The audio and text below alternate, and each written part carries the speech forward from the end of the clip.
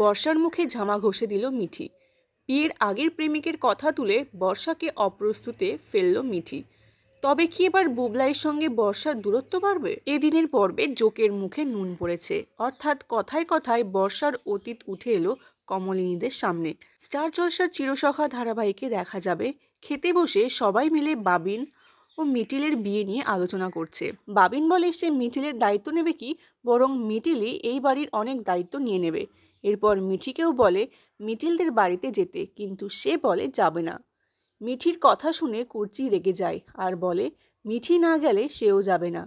এমন সময় কুর্চি মন খারাপ করে বলে তারও এক ছেলে রয়েছে, কিন্তু তার কোনো খোঁজ পায় না। এসব কথা বলে কুর্চি মিঠিকে বোঝানোর চেষ্টা করে। এমন সময় মিঠি বলে এখানে থেকেই সে চাকরির চেষ্টা করবে। এই শুনে বর্ষা আবারও তাকে খুঁচিয়ে বলে কেন তার নতুন কাকুদাকে টাকা দেবে না। এই শুনে মিঠি বলে তারা এতটাও ছোট মানসিকতার মানুষ নয় যে যার বাড়ি তাকে তাড়িয়ে আবার তারই থেকে টাকা নিয়ে বিদেশে যাবে, এমনটা করা যায় না। এরপর বুবলাই বলে এই কথাটা তাকে শোনানো হচ্ছে। এমন সময় কথায় কথায় কমলিনী বলে নতুনের ওই বাড়িতে আসার হাজারবার অধিকার আছে। অন্যদিকে দেখা যায় মিটিল তার বাবা মায়ের সঙ্গে বিয়ের ব্যাপারে কথা বলছে। মিটিলের বাবা বাবিন কি করে না করে তার সম্বন্ধে বিস্তারিতভাবে জানছে।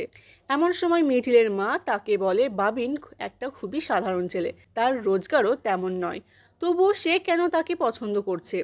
এই শুনে মিটিল বলে পরিবারটাকে ভালো লেগেছে বলে সে বিয়ে করতে চায়। অন্যদিকে আবার ঠাম্মি কমলিনীকে বলে বাড়িতে একজনকে ডাকার কথা। কমলিনীরা ঠিক করেছে এই বাড়ি তারা নতুনকে ফিরিয়ে দেবে। এই শুনে বুবলাই বাধা দেয়, কারণ সে বলে এই বাড়িতে তারও অধিকার আছে। এই শুনে কুর্চিও বলে তারও এই বাড়িতে অধিকার রয়েছে, তাই সেও চায় নতুন তার বাড়ি তাকে ফিরিয়ে দেওয়া হোক। আর এদিকে কথায় কথায় বর্ষা বুবলাইকে নানাভাবে উস্কানি দিচ্ছে। এমন সময় বুবলাই বলে এই বাড়ি থেকে নতুন কাকু তাদের কোনোদিনও তাড়াবে না, কারণ তার যথেষ্ট স্বার্থ রয়েছে।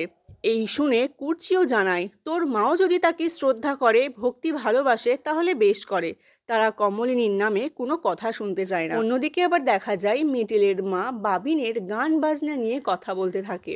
এমন সময় মিটিলের বাবা তাকে জানায় সাধারণভাবে তার এই বিয়েতে কোনো আপত্তি নেই।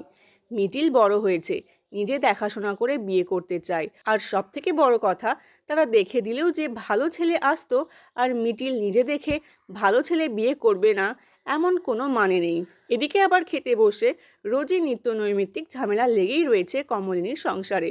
কুর্চি বলে বুবলাই কোনোভাবেই তার মায়ের মন থেকে নতুনদাকে মুছে ফেলতে পারবে না। এরপর আবার বর্ষা মিঠির ব্যক্তিগত জীবন নিয়ে কথা বলতে গেলেই মিঠিও তার বিয়ের আগের বিশিষ্ট বন্ধুর ব্যাপারে কথা তোলে। আর এই সময়তে বর্ষা একেবারে চুপ করে যায়। মিঠির কথা অনুযায়ী তার মাকে কেউ যদি অপমান করে সেও তাকে ছাড়বে না।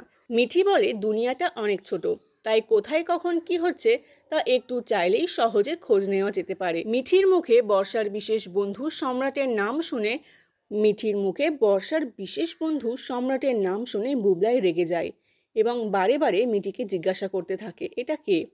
এদিকে আবার মিটিলের মা বারে বারে তার বিয়েতে বাধা দিতে চাইছে। এমনকি এই বিয়েটা মিটিল একটু কম জাঁকজমকভাবে করতে চাইলেও তাতেও তার মা বাধা দেয়। মিটিল যথাসাধ্য তার হবু শ্বশুর বাড়ির পক্ষ নিয়ে কথা বলছে, তা স্পষ্ট বোঝা যায় তার কথা থেকে। এদিকে আবার মিঠি রেগে গিয়ে সম্রাট এবং বর্ষার ঘনিষ্ঠ মুহূর্তের ফটো বর্ষাকে দেখায়। খুব স্বাভাবিকভাবেই বুবলাই সেই ফটো দেখতে চায়, কিন্তু মিঠি আর কাউকে সেই ছবি দেখায় না। তাহলে কি এবার বুবলাইয়ের সঙ্গে বর্ষার দূরত্ব বাড়বে? ছেলের দাম্পত্য জীবনের ভাঙন আটকাতে পারবে কি কমলিনী? তা জানতে হলে দেখতে হবে চিরসখা।